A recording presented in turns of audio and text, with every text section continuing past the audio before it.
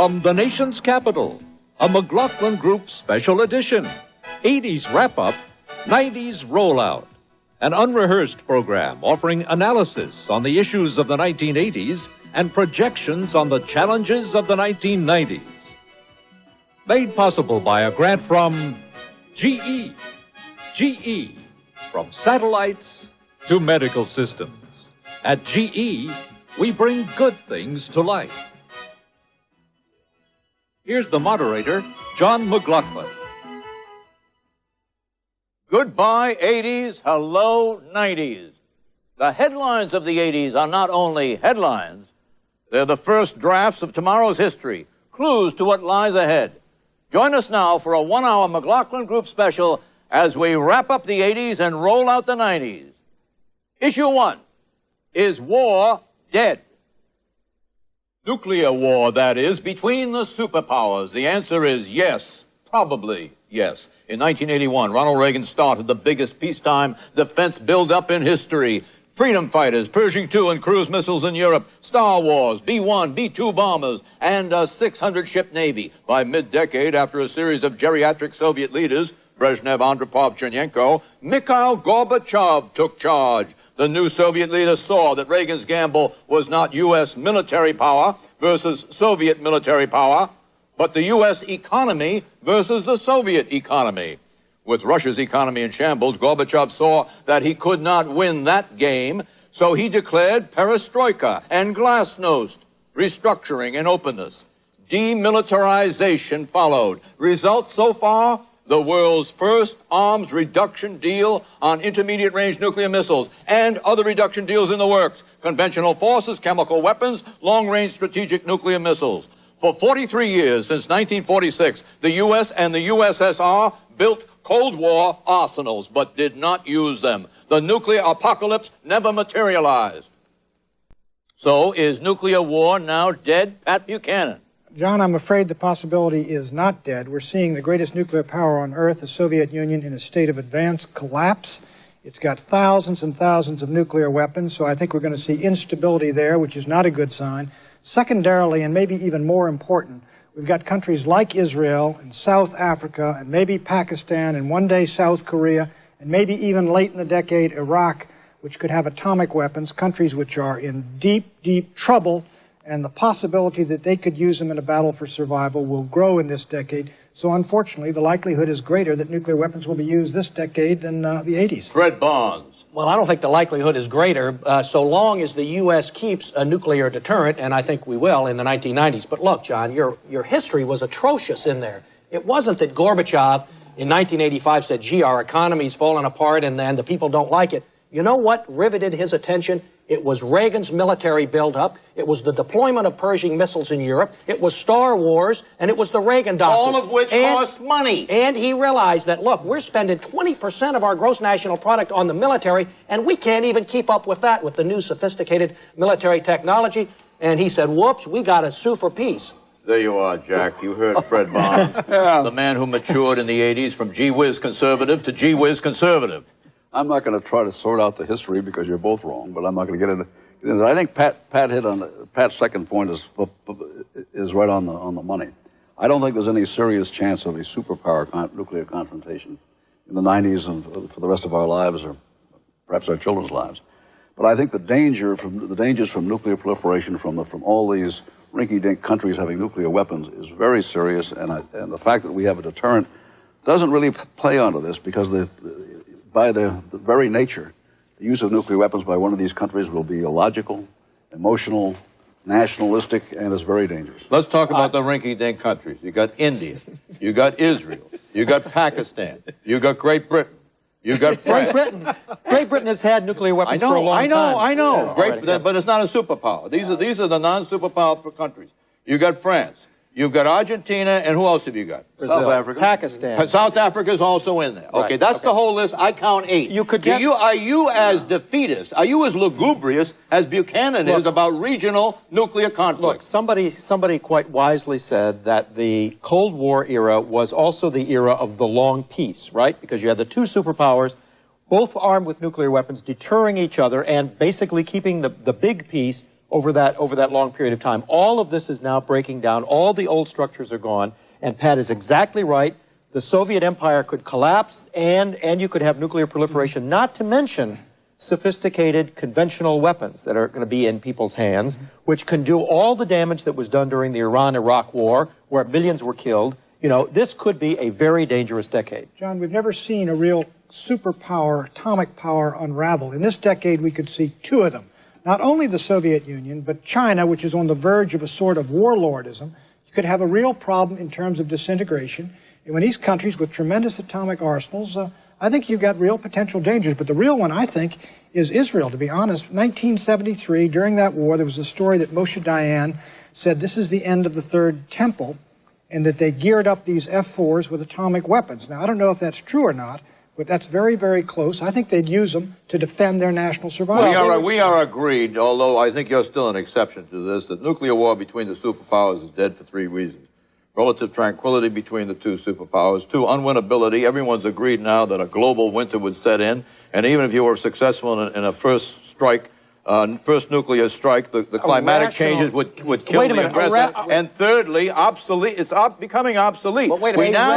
We now have laser chemical weapons that can speed with the speed of light 186,000 miles per second to destroy a target. So nuclear weapons may actually be obsolete. There's one thing that needs to be added there. The Soviets are still going to have, into the 1990s, a large arsenal of heavy nuclear missiles aimed at the U.S. And until those are eliminated, they are first strike weapons. So let's get out. There's reason to be nervous. We got to get out. The exit question is this. Will there be, assuming that there will not be a superpower nuclear conflict, that superpower nuclear war is dead, will there be a regional nuclear conflict in the 1990s? Pat Buchanan. The use of atomic weapons, I'd say the chances are 1 in 4. 1 in 4? What do you say?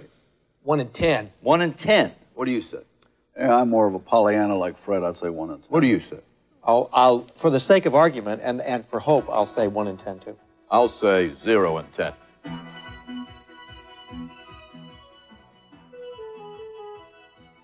Issue 2. Is communism dead?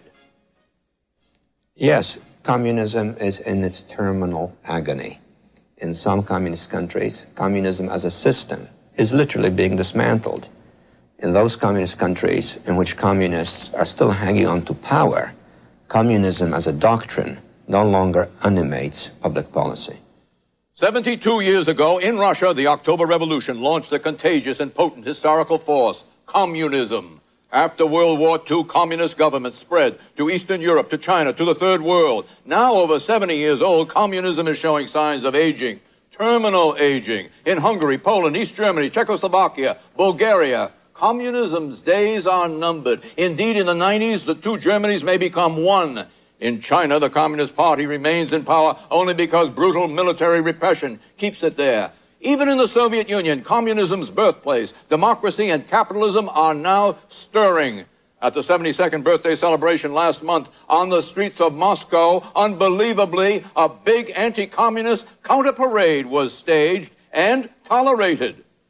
Will communism be buried in the 80s? And if so, what are the sweeping political realignments it will leave? Fred Bummest. Well, it was buried in the 80s. And remember back where we were in 1980, at the beginning of the decade, where communism was still on the march. They'd taken Nicaragua and Afghanistan and so on. By the end of the 1980s, communism was discredited as an idea. It was being dismantled all over the world. And it's amazing how fast it's accelerated because once wait a minute. Ronald Reagan did it all, right? Look, Gorbachev had nothing to do with it, and the whole wait a minute. I just wait a minute. Maybe you. I never got to respond to what you said in the last part of the show. Look, Gorbachev saw that he was not going to be able to succeed, that his country was going down the tube, and he invented and economically, and he invented some very shrewd new strategies, radical strategies, such as an American president would never be able to put into effect because we have a democratic system. All he's doing is presiding over the deterioration of the Soviet Union. John, I had one more. All right, I want to know why communism failed. You haven't told me yet. It doesn't work economically. It doesn't work morally. And it turned out it's a materialistic doctrine, it didn't even work militarily anymore. If you don't produce the material goods, the doctrine's going to fail. That's why it failed. John, that's part of the reason. It's also a religious faith. Look, Communism is failed and gone utterly where it was grafted onto a country like Eastern Europe, where it came in organically in the Soviet Union, China, Cuba, Nicaragua. It still has some potential, a lot of it in the Soviet Union, but where it is strongest is where you still have your first-generation communists, Ortega, Castro. When the second and third generation come along, the religion basically dies, and it goes into the hands of pragmatists who are being swept aside. Jack?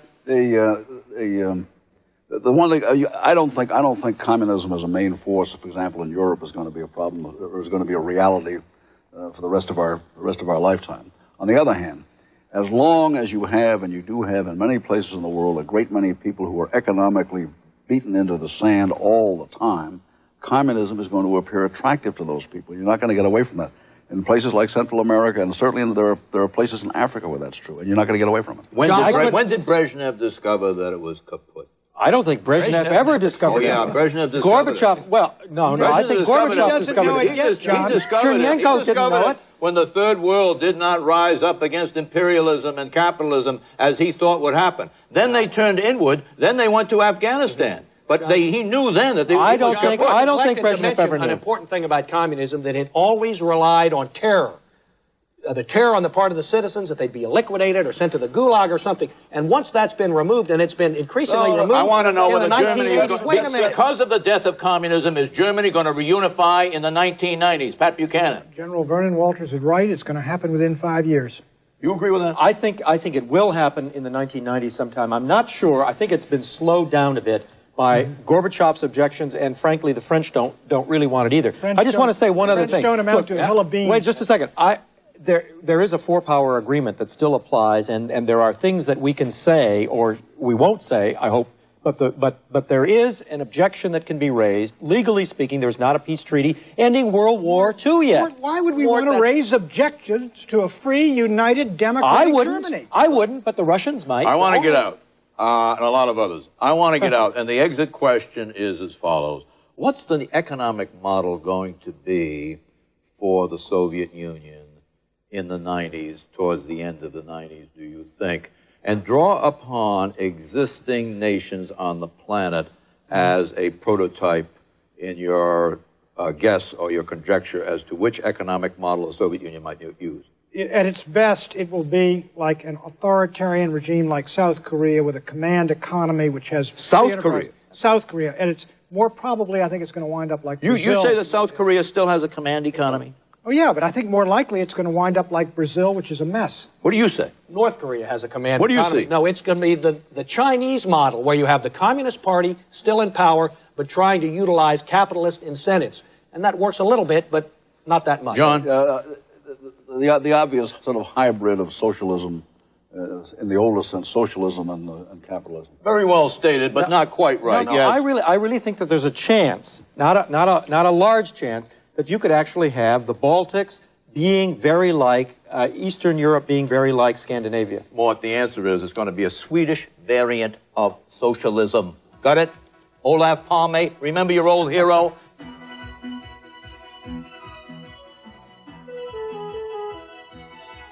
Issue 3, Mourning for America, or Twilight. The theme of the 80s as a decade was progress.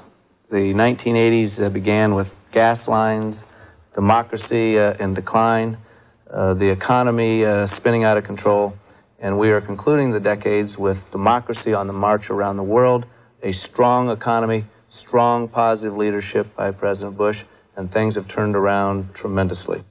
In the 80s, communism became brain dead. But what about capitalism? And what about the spiritual homeland of capitalism, America? Ronald Reagan's 1981 economic recovery program brought unprecedented economic growth at home in the 80s. But abroad, we lost ground. In the global economy, the free trade policies of the Reagan years opened America's markets. But persistent budget deficits and a lower value for the dollar turned the U.S. into a bargain basement for foreign investment. Between 1985 and 87, the two pivotal years of the decade, America's assets edged up by only $5 trillion, 31 to 36 trillion. In the same 2 years, Japan's assets soared by more than $20 trillion, 20 to 44 trillion. Surveys show that Americans fear Japan's economic might more than they fear Soviet military might, almost 2-to-1. Did we fall behind in the 80s, Jack Jamon? Will competitiveness be the dominant theme of the 90s? At some point in this hour, if we begin speaking English, let me know. Because I'm having a little trouble following You this. want to translate? You're used to the racing form underneath your chair. Is that the problem? I think the economic question for the United States now is essentially the same as it's been for the last 10 years, which is productivity. We have to improve our productivity dramatically, and we have a great opportunity to do this with all the new markets that are going to be available in the rest of the world. But it has to be done before anything. The peace dividend, what it's going to do. Look, the peace dividend is going to be used if the Bush administration can have it that way for the deficit and nothing else. How much is that? It's going to be $130 billion No. I'm talking about real dollars. What's it going to be? Everybody's saying 180 or 100 billion dollars. Not going to be anywhere near there. What's it going to be? It's going to be more like 20 billion dollars, isn't it? John, in real dollars. John, to answer the competitiveness question, the problem that I'm really afraid of is that you're going to have an xenophobic reaction in this country to the Japanese. Yes. And a trade war, yes. and even political hostility between the United States and the Japanese. That could work for us, an external stimulus to do what we need to do, and that is to improve our education, our corporate management, and our government in the United States. If we persist in blaming the Japanese for our problems, which you listed there, then we're not going to win. There's no way we can win. The Japanese boogeyman could be the best thing that happened to us, and it probably will come into existence because the boogeyman of the Soviet Union is now dead. John, what do you say to that? First, I am really fed up with all this talk about how the Japanese are going to beat us. We could beat the socks off the Japanese. There you are. They got It's a country smaller. already. They got a country smaller than California. We got more people. We got more resources. Our geography is tremendous. All you need to do is shape up our tax code and stop this xenophobia from Mr. Gephardt and the soft socialism of the United States, and we could drive this country into the ground. Wait. All these people are neglecting what, including you, Pat, what really happened in the 1980s. When we started out in the 80s, the question was, can we have sustained growth without inflation? That was produced. We have that now, and the 1980s are going to be remembered as a period of perhaps the greatest economic boom in America wait of all time. Wait a minute. Leading into the 1990s, where you're going to probably have an even better boom. Wait a minute. The 1980s are going to be remembered as a time of terrible irresponsibility. Look at that. If you look at what happened to the federal deficit, what we're spending, totally unproductive spending on debt service every year, that's what the 1980s were. We had a joyride in the 80s borrowed from the Japanese. We used their products and gave them our money. Prime Minister Nakasone said the 20th century was the American century and the 21st century will be the American century. I want to talk about the next economic miracle and the site of that. And it's going to be Eastern Europe. It's going to be Poland. It's going to be Czechoslovakia. It's going to be Hungary. It's going to be East Germany. It's going to be Bulgaria. It's going to be for us. It's going to be for the financiers. It's going to be for corporate America. And it's going to be for management consultants. The whole ball of wax. That's going to help us. It's going to help our standard of living. It's going to pull us out of the doldrums. There's going to be a psychological boom in the 1990s. It's going to be the gay 90s all over again. So the exit question is as follows. On the premise. Already was the gay 80s. On the premise that the planet now turns on an economic pivot, not a military pivot, I want to know whether the United States in the 1990s is going to survive the 90s as the economic superpower #1. We are going to increase the distance away from the Japanese ahead of them. What do you say? Absolutely, and productivity increased monstrously in the 80s and will go up even more in the 90s. Jack Jamon, you can speak to this. What I suspect is that we're going to have three big centers of economic power essentially on the same level. We have great opportunities with new markets, and we're going to need those new markets. But we're not going to outpace the Japanese in what they're doing, or we're not going to outpace the Europeans. We're not? No. Really? Why would we? You're talking about West Germany, you're talking about Japan, you're talking about the United States. About the whole European what you're going to have is you're going to have three trading blocks, the Japanese, Europe, and the United States, and they're going to be highly competitive with one another. The question is, does free trade prevail between them? I think the answer is no. Is the United States going to be #1 economic superpower, yes or no? No. The answer is yes, Mark. Now get with it, will you? Get with the program.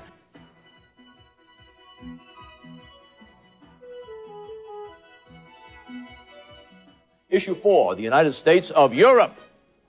The march toward the single market, which we call EC92, is an evolving process. And the United States needs to be vigilant that protectionist forces in the EC do not erect barriers at the perimeter Indeed, both nations, the EC and the U.S., must keep protectionist forces down. Not just across the Pacific is competition looming, also across the Atlantic. At the beginning of the 80s, most of Europe was in economic recession. Trade barriers split apart the 12 nations of the European Economic Community. But in 1985, European governments began an ambitious program of economic unification. Today, Western Europe is dismantling her trade barriers, equalizing taxes, straining towards currency conformity. Europe is transforming itself into a single economic unit of 320 million consumers, each with a spending power of $12,500 equivalently. A $4 trillion market, the world's richest spending consumer enclave. Europe's resurgence and communism's collapse are massively and fundamentally shifting global alignments of economic and diplomatic power. What impact will Europe's rebirth have on America in the 1990s? Mort Kondracki. Well, it should have the impact that it makes us more competitive and more imaginative and spend more money on research and development. I'm worried that this country's capitalists don't have it in their capacity to really get out there and compete on an equal basis. And what's more... What does that mean? Because productivity has not been going up. It has not been going up. And would you look at the auto industry? Would you finish your point? Don't be disturbed by him. He's trying to annoy you. Would you buy a Japanese car or would you buy an American car if you're looking only for quality? Exactly. Now, the other problem is that the Europeans will erect trade barriers against the Japanese, and those trade barriers may affect us as well, in which case you will have 3 trading blocs which will be not cooperating with each other in the sense of free trade, but deeply competitive and hostile. Let me say something else about this country that is a problem, and it's not limited to the United States, but it's serious. Too much of our best talent in our corporate and business leadership is concerned with buying and selling and deal making, and not with productivity. We are not doing the kind of things we need to do. For example, if we were able to make and sell washing machines so that everyone in Eastern Europe had the same ratio of washing machines to what we have, our industry would be booming booming for 10 years. You sound like Akio Morita, and this text of his book in Xerox form, just say no, or just learn to say no. Jack, making washing machines, that's history. We don't want to make washing machines anymore. Exactly. We're way beyond that. But you know the We're problem... way beyond making washing machines. You know the big problem with this EC92, why it is threatened? What? It's threatened by German reunification. Exactly. Everybody in Europe is upset. John, where is East Germany going to fit in? You're saying that EC92 might not materialize because West Germany is now tilting east, and that's going to so complicate things, they won't be able to pull it together. It won't materialize. It won't materialize. That's a good question. Do you think it's going to materialize? Look, Germany is now looking toward its east. It's not looking toward the bureaucrats at Brussels. Right. Secondly, the bureaucrats at Brussels can retard an economy as well as advance it, so I wouldn't be too frightened of EC92 either. If EC92 does materialize, if there's a single Europe, will it lean towards the United States or will it lean towards the USSR? I ask you. It's got to lean toward us because we're a democratic capitalist society and the best market in the world for their products. And because the USSR is about a half century behind us and behind the developed world, except in military armament. Let's get out. The exit question is, will EC92 largely happen? And if it does largely happen, will it be largely protectionist or will it be largely free trade? It is already happening, John, and it's not quite as big a deal as you make out. Is it going to happen? It's happening. Will it be largely protectionist or largely free trade? There'll be some protectionist, and it'll stay pretty much as it is. Yeah, he's getting more evasive with each passing year. What do you have to say? I think it's not going to happen in anything like planned, and will be substantially free trade. What do you say? I think it is, and I think it's going to be substantially free trade, and I think it's going to happen and perhaps be expanded. Jack, you've lurched into the truth. What do you say? I think it's going to happen, and that Germany is going to be part of it, and it's going to pull East Germany in with it, and Poland and Hungary as they get ready. And the problem is that it may be protectionist. I say it's going to happen. It's going to be largely free trade. But the big story that hasn't yet been reported is what's going to happen in EC94, i.e., who's going to begin cleaning up the mess that's going to be created. I mean, the immigration problem, the tax problem, the currency problem. That's your story, Mort. You can put that in your little magazine.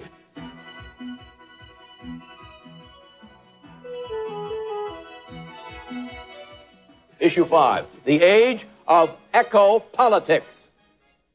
I'm convinced man can do anything on planet Earth he really sets out to do. The big question is, are we willing to make the sacrifices necessary to save the environment? And that will come back to education and awareness. In the 1980s, borders began to blur. Economic borders blurred as global economics spilled across national boundaries. Military borders blurred as alliances shifted. Environmental borders blurred too as sensational ecological catastrophes spread their pain and their ruin. Famines in Ethiopia and the Sudan, the Rhine River chemical spill, Chernobyl, Bhopal, Love Canal, Times Beach, the Exxon Valdez oil tanker. These calamities focused the world's consciousness on the degradation of our planetary habitats. By decade's end, world leaders were calling for environmental summits on global warming, on the devastation of the Amazon basin's tropical rainforests, on the abuse of the animal species, notably the mass killing of elephants for ivory tusks, and sea hunting, with marine nets of multi-mile length sweeping not only fish, but all sea life in their lethal path. Will the 90s of the decade be the decade of environmentalists, Pat Buchanan, and will that bring with it a fundamental alteration of American lifestyle? Now, I ask you this.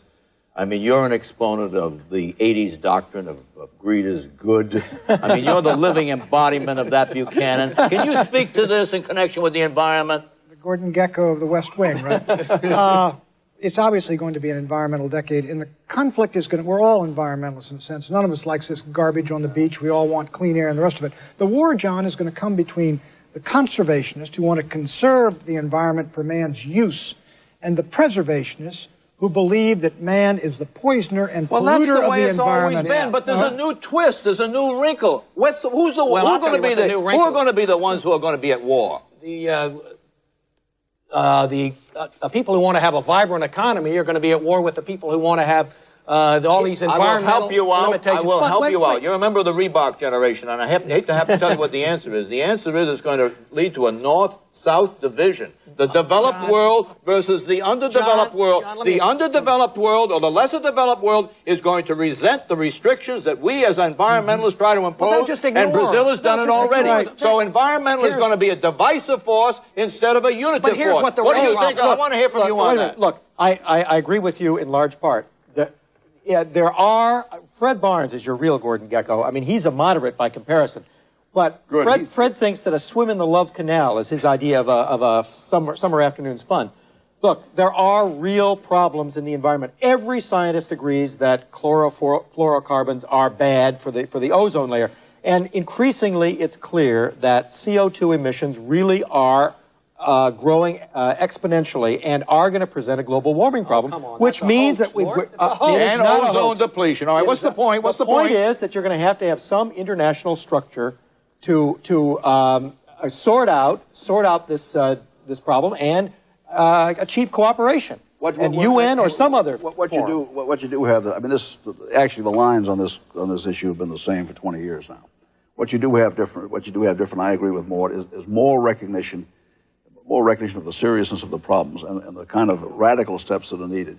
And politically, and I think this is important, recognition that pro-environment positions are not left-wing nuttism.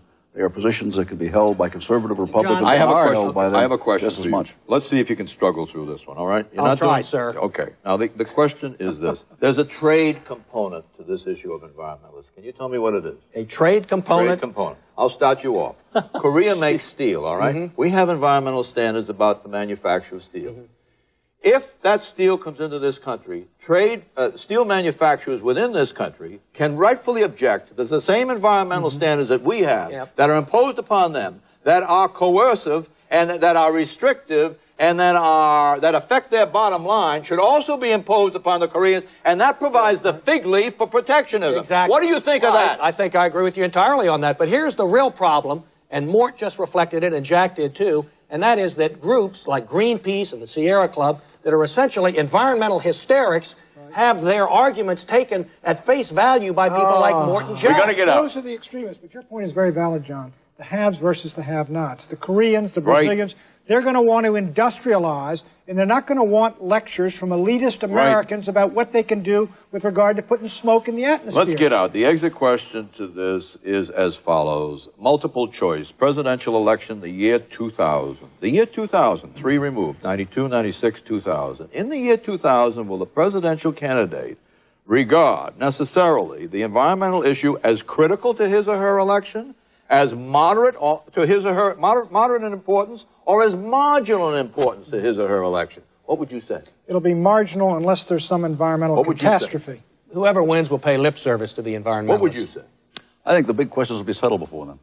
You do, therefore marginal. Right. What do you say? No, I think they will arrive at critical mass just about then. Really? Yep. It will be marginal to moderate in importance.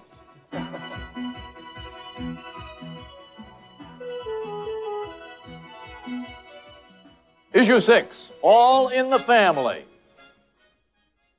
I think we're going to see more of the trend that started in the 80s. Family structure is going to, in order for the family to have a home and a car and college for the children, both are going to have to be in the workplace. And of course, if you have a single-parent family, they clearly have to be in the workplace. And as you have more and more families working longer and longer hours to try and sustain middle-class status, we better figure out a support system. The bedrock unit of society, the family, did not escape the vast structural mutations of the 80s. At the decade's start, slightly more than half of American women were working, 51.5%.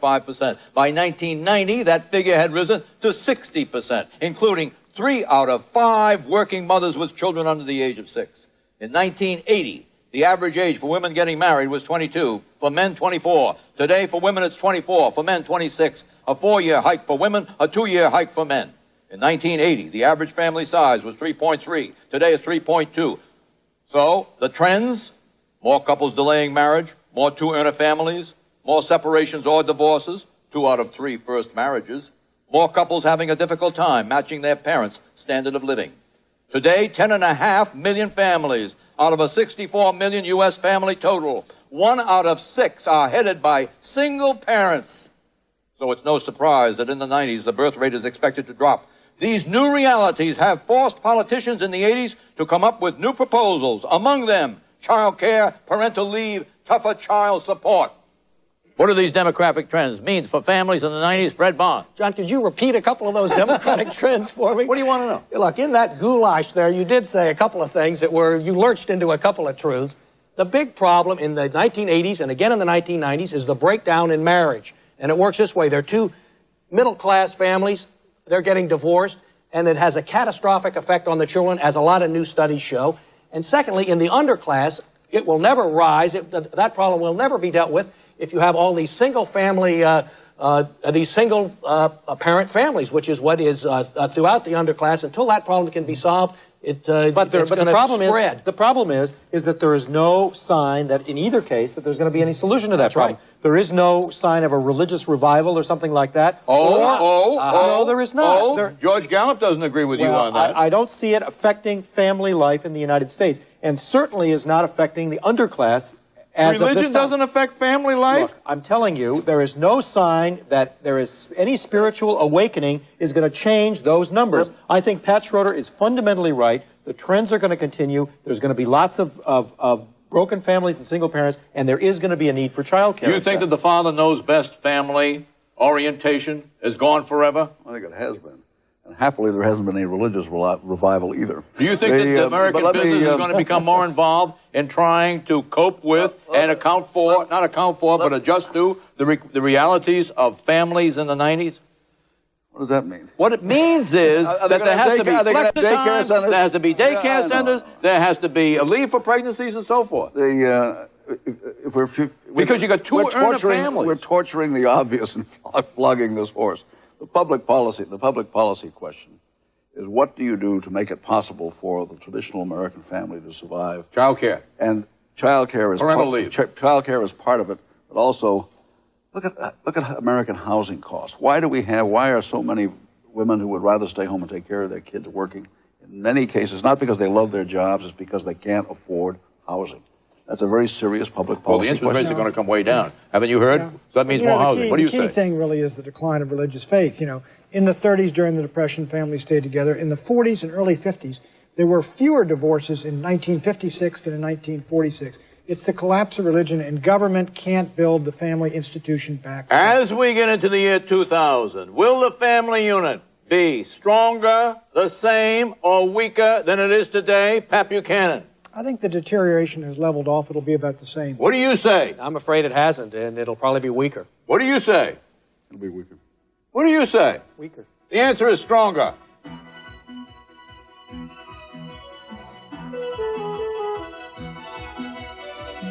Issue 7, the graying of America. I think the elderly will end up being the largest and having the most clout of any political force in the history of the United States. It's getting there now, and we're talking about this decade, 10 years. By the end of this decade, it's estimated that there will be 100,000 people in this country who are 100 or older, and that's not counting the ones that'll be 80, 90, etc., and all the ages in between. And they're going to vote. During the past 10 years, the number of Americans over 65 rose from 25.7 million to 30 million, a 20% increase. By the year 2000, that figure will climb to 35 million. The bulging of America's elderly population caused big political battles in the 80s, notably the Social Security Trust Fund and catastrophic health care. Who should pay for Social Security? Who should pay for catastrophic health insurance for senior citizens? The elderly bulge also affects commerce. As incomes for seniors rose by $48 billion, a dramatic surge during the decade, marketing and advertising was lured to the affluent elderly. Also, gray power, the political power of the elderly, gave rise to the nation's premier lobbying organization, the 32 million member American Association of Retired Persons, AARP. In the 90s, America's aging population will expand, a striking 17%. What will be the economic and political consequence, Jack Jamon? Well, I mean, the economic consequences are going to be, they're going to be selling a lot more of products to deal with the incontinence problem. There's a pleasant thought for you. Well, you're the perfect expression of the 80s, wretched excess. The political consequence is pretty obvious, except I'll tell you there's a funny thing happening just recently. The fact is that the population of, quote, senior citizens already has had disproportionate political clout for the last 10, 12 years. And it's apparent that their clout is going to be substantial. There is more reaction against the elderly than there has been politically. And there is much more inclination on the part of people all across the spectrum to begin sorting out the elderly who are in need and the elderly who are not in need. I don't believe that's going to happen in the 1990s, though. I don't think you can have entitlement reform where you would cut Social Security or cut the COLAs for Social Security because of this powerful elderly lobby. Remember, the only reason why catastrophic health insurance was repealed, not because the elderly didn't want it, it's because they didn't want to pay for it. Now, look, there is going to be a reaction to this for the simple economic reason. A reaction to what? A reaction to the power, a reaction to the excessive power of the elderly lobby, which is focused narrowly on a few issues of primary benefit to them alone. Are you prepared to say that the elderly generation is the true me generation? I think they got Medicare expanded for the sake of their mothers and fathers. Let me to tell take care of them. Then they got bigger student loans for the sake of their kids. What else have they got? Look, what they've got is they will represent something like about 15% of the American population. They get 70% of all transfer payments. Right. Done by government of all sides. Now that is completely out of proportion. Housing. And they are not poor. So what there has to be is means testing of a retirement program. Yeah, but Mort, they're not poor because they get all these payments. That's why they're not poor. But look, and increasingly there are fewer and fewer younger working people who have to support more and more elderly people, and they can't do it. But your political problem, Lord, is that the seniors will vote on this as a single issue if you fool with it. And the juniors, will not. So they're not going to touch the seniors' benefits. Well, then we're going to be poor as a country. Are we going to see real generational strife during the 90s? Will there be a raging war as to who pays the benefits in the 90s? I ask you. I think there's going to be this issue is going to get confronted somehow. It's going to get confronted in Congress, or it's going to get confronted in certain races. And I know I can tell you that younger people are just not going to put up with all this money going on. I ask you, is there going to be a war between the retirees and the workers on the issue of who pays for the benefits in the 90s, and is it going to divide the nation somewhat? No, we're going to take care of people like you, John, all through the 90s. And I'll take every bit of it. What do you have to say? I mean, that's already been decided who's going to pay. The workers are going to pay for the old people. The fight is going to be over who has first claim on the peace dividend, and the elderly will probably win that too. What do you say?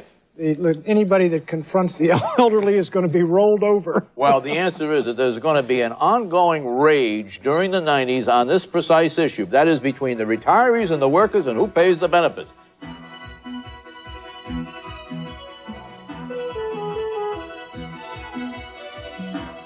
Issue 8, a pusher's paradise. America certainly has the means to get rid of drugs in the 90s. Whether it has the will remains to be seen. I think the American people have the will to get rid of drugs in the 90s.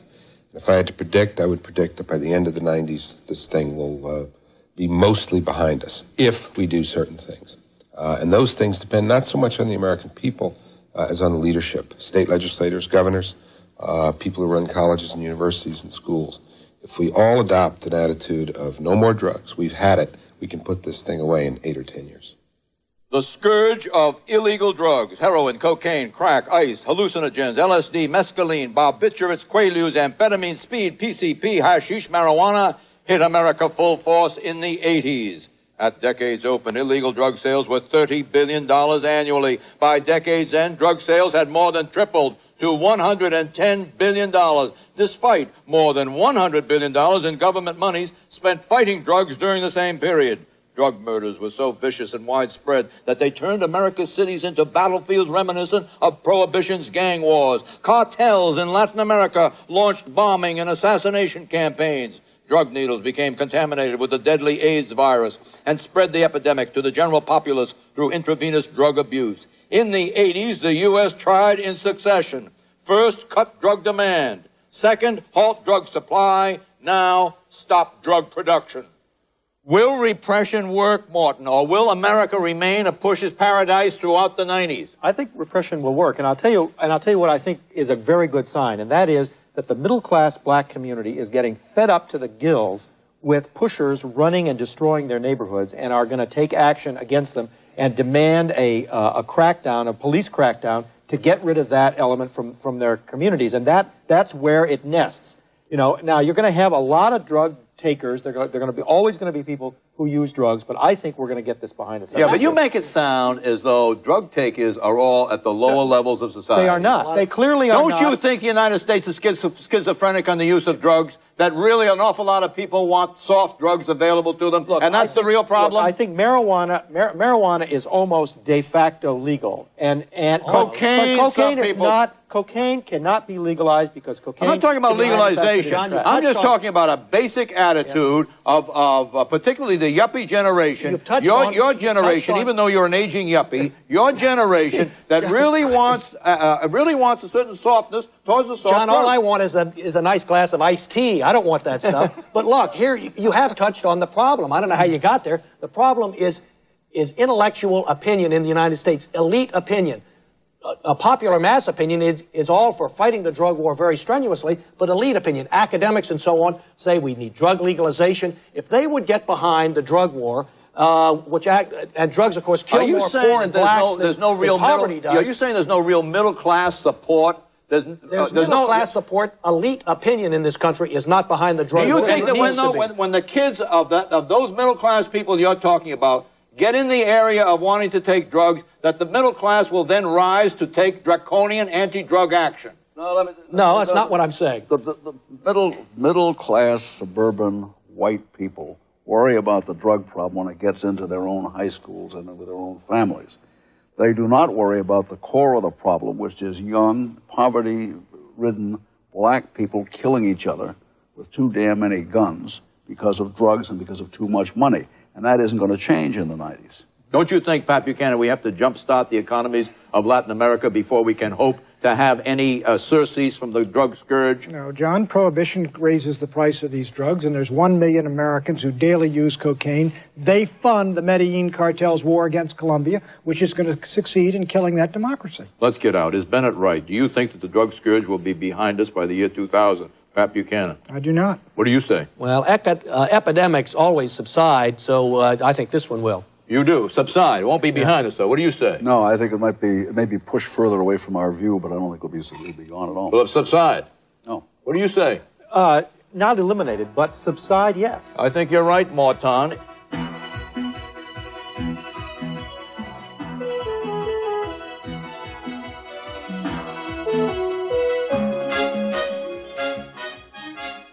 Issue 9, the life of the parties. We're going to have a democratic decade in the 90s. We've started in 1989, and we're going to be a nation that is looking to the future rather than the past, one that's not satisfied with the status quo, but wants this nation to really progress and to lead once again. The Democrats have been the dominant party since Franklin Roosevelt's New Deal. But in the 80s, they got a raw deal. As the decade opened, the Democrats had it all, the White House and both chambers of Congress. But in November of 1980, the White House and the Senate fell to a Republican onslaught, Ronald Reagan defeating Jimmy Carter. Then in the decade's second presidential election, 1984, Mr. Reagan won again, trouncing Walter Mondale 59 to 41%, collecting 49 states and 525 out of 531 electoral votes. But in 86, in the congressional races, the Democrats struck back, recapturing the Senate, and with it control of both chambers again. But in 88, last year, the Democrats suffered another presidential electoral rout at the hands of George Bush and Dan Quayle, who gained 54% of the popular vote, 426 of 531 electoral votes, and 40 of 50 states over Michael Dukakis and Lloyd Bentsen. More ominous still, Gallup polls show a shift in party allegiance. In 1980, 46% favored Democrats, 24% Republicans, a 22-point Democratic margin. Today, 10 years later, 38% favor Democrats, 34% Republicans, a 4-point Democratic margin. Conclusion, weaker Democrats and a split mandate. The White House for the Republicans, Congress for the Democrats. Will the federal government stay split in the 1990s, Pat Buchanan? If so, will it mean paralysis in government, which we're seeing a lot of today? I think right now we're really going to see more of the same. The Republicans have a preemptive claim on the White House, I think, unless there's a real major recession. But the Republicans no longer have the kind of cutting issues Ronald Reagan came with in 1980 and 81.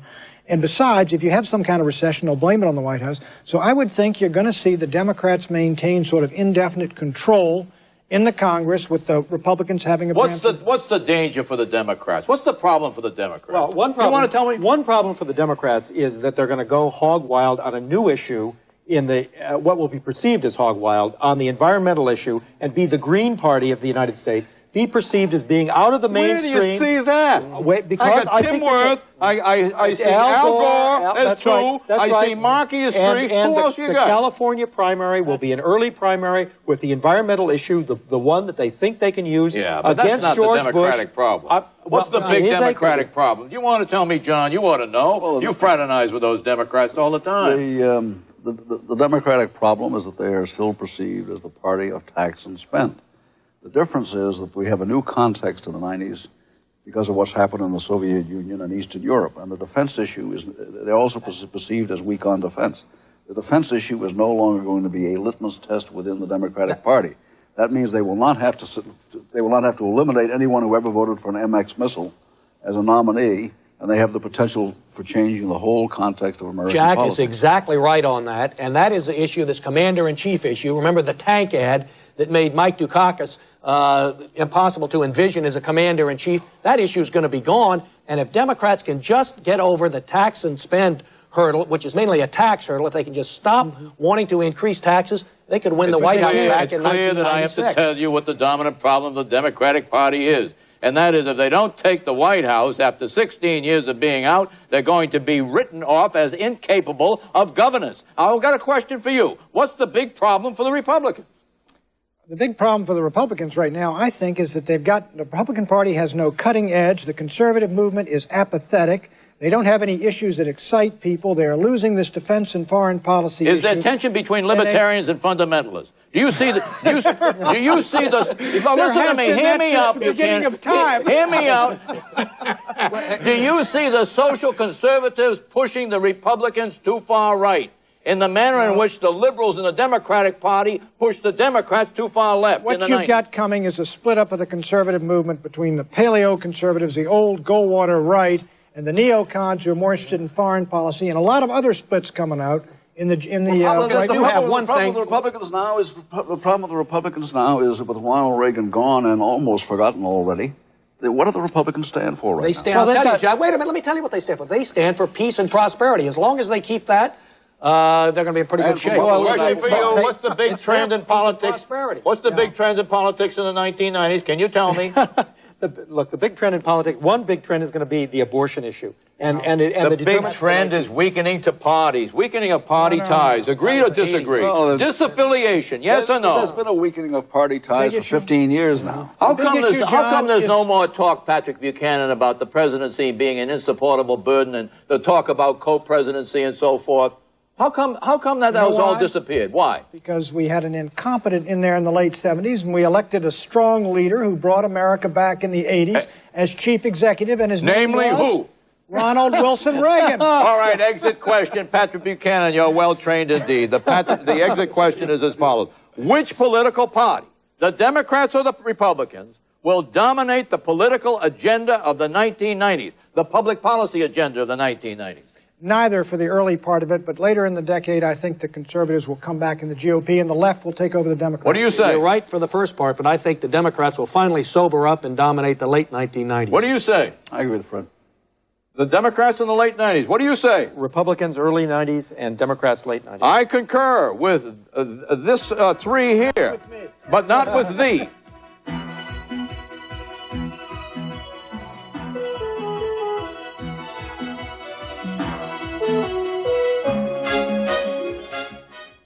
Issue 10, the envelope, please. The group will now present our 80s, 90s, 2-decade, end of the century, end of the millennium awards. The envelope, please. Biggest winner of the 1980s, Pat Buchanan. The USA and Ronald Reagan, peace and prosperity, and they won the Cold War. Fred Barnes. Lech Wałęsa, who went from being a shipyard electrician to becoming the catalyst for the collapse of communism. Jack Jamon. I share that with Wałęsa. Mort Kondracki. I'd say the people of Eastern Europe. I had chosen Lech Wałęsa, but since everybody else did, I will say the biggest winner of the 1980s was the fax machine. Oh, gee. I thought you were going to say Madonna. Biggest loser of the 1980s. The evil empire, John. It is coming apart. The Soviet Union. The whole evil empire. Mikhail Gorbachev, who presided over the dismantling of the Soviet Empire and the decline of the Soviet economy. Jack Jamon.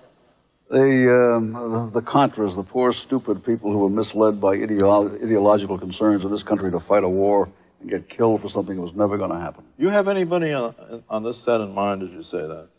No. The people who were pushing the Contras? Huh? Like that guy over there? What do you say? The Contras fought valiantly. Karl Marx. Dying is the same whether you fight valiantly or Karl Marx, V.I. Lenin, Joe Stalin, the whole gang. All right, I'll give you the biggest loser of the 1980s. Fasten your seatbelts. You're not going to believe this. The biggest loser of the 80s. Fax machine. The messenger services. The biggest loser of the 80s was Japan. You know why? No. Because Japan became, with the dissolution of communism, the new octopus, the new Frankenstein, the new monster, the new ogre. All right, let's go. The bummest rap of the 1980s. The charge that Robert Bork was a sexist and a racist. He's a great judge. He would have been a great jurist on the court. Right on, Patrick. The bummest rap, Bond. The charge heard frequently from Jack Jamon that supply-side economics didn't work. It worked fabulously. Jack Jamon. George Bush's suggestion that Michael Dukakis was less patriotic than he was. What?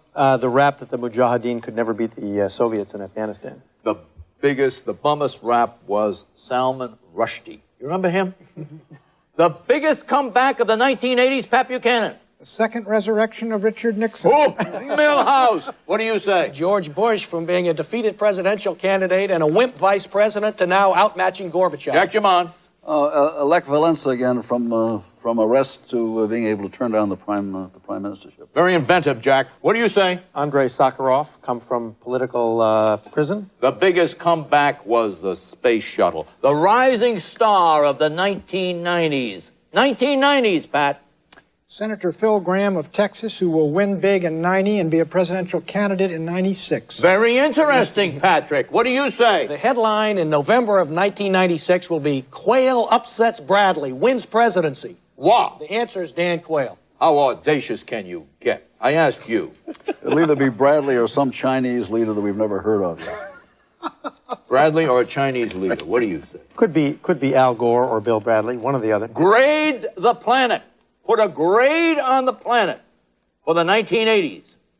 Pat Buchanan, you understand the question? I do. The planet... Make it an alphabetical grade.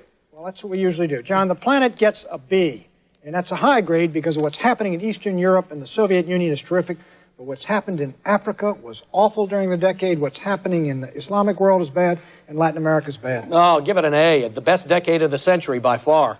Very good. Very well stated. What do you say? Quickly. A C minus. There's still too many people don't have any part of the pie. Oh, Jack, you're such a cynic. What do you say? For the same reasons, B minus. Oh, no. Give the planet an A. Communism out. Democracy up. All right. A mega prediction for the 90s. Quickly. We're running out of time. Crack up of both China and the Soviet Union with the Slavic states remaining in the Soviet Union, Asians leaving, Baltics leaving. That's what's a crack up of China, too? And warlordism in China. What do you say? Contrary to what others have said, a spectacular revival of Christianity starting in Eastern Europe and the Soviet Union and spreading west. Mega prediction, quickly. The Chinese will turn over. Mega prediction. The chaos that could happen won't. Here's the mega prediction. A Tokyo-Moscow axis. Japan and the Soviet Union in bed together. Bye-bye.